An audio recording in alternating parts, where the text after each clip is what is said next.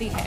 दरअसल चीन की जो विस्तारवादी साजिश है उसके नेपाल एक्सटेंशन पर ग्लोबल वॉच एनालिसिस की एक रिपोर्ट सामने आई है। ग्लोबल वॉच एनालिसिस की अगर मैं बात करूं तो ये एक स्वतंत्र संस्था है और ये जो रिपोर्ट है रोलैंड जैकवार्ड की।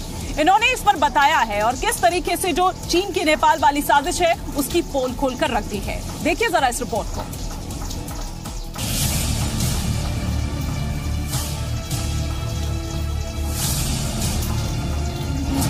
चीन का जाल फंसा नेपाल।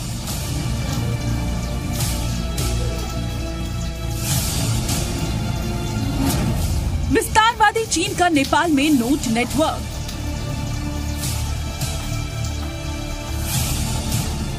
चीन नेपाल में अपनी राजदूत हाओ यांकी के जरिए भारत विरोध की हवा बनाने की बड़ी साजिश रच रहा है।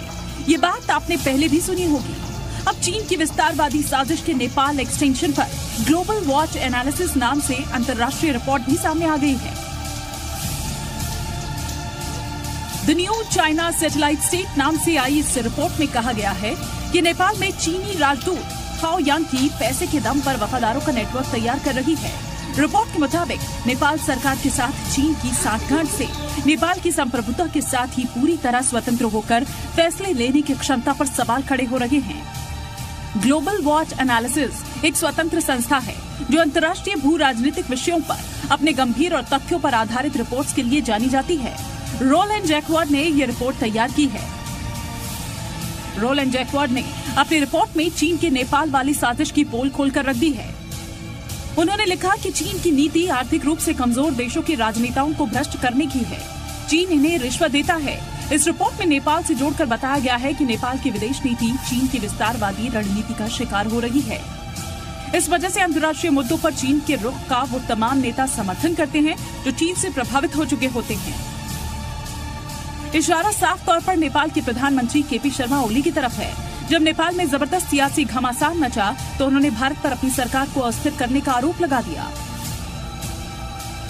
यही नहीं, ओली ने लिपुलेख के मुद्दे पर आधारहीन विवाद खड़ा करने की कोशिश की जिससे भारत विरोध का माहौल बने। पहले भी ये बात सामने आ चुकी है कि नेपाली पीएम चीन के इशारे पर ये सब कर रहे हैं। ग्लोबल वॉच एनालिसिस की रिपोर्ट में साफ कहा गया है कि काला पानी और लिपुलेख को अपने नक्शे में शामिल करने का ओली सरकार का कदम चीनी राजदूत की साजिश से प्रभावित लगता है। पहले भी ओली पर सवाल खड़े हो चुके हैं। पिछले दिनों जब नेपाली कम्युनिस्ट पार्टी का प्रतिनिधिमंडल नेपाल के पॉलिटिकल नक्शे में बदलाव के बिल का ड्राफ्ट तैयार कर रहा था तो चीनी राजदूत सीधे इससे जुड़े नेताओं के संपर्क में थी। ब्यूरो रिपोर्ट, जी मीडिया।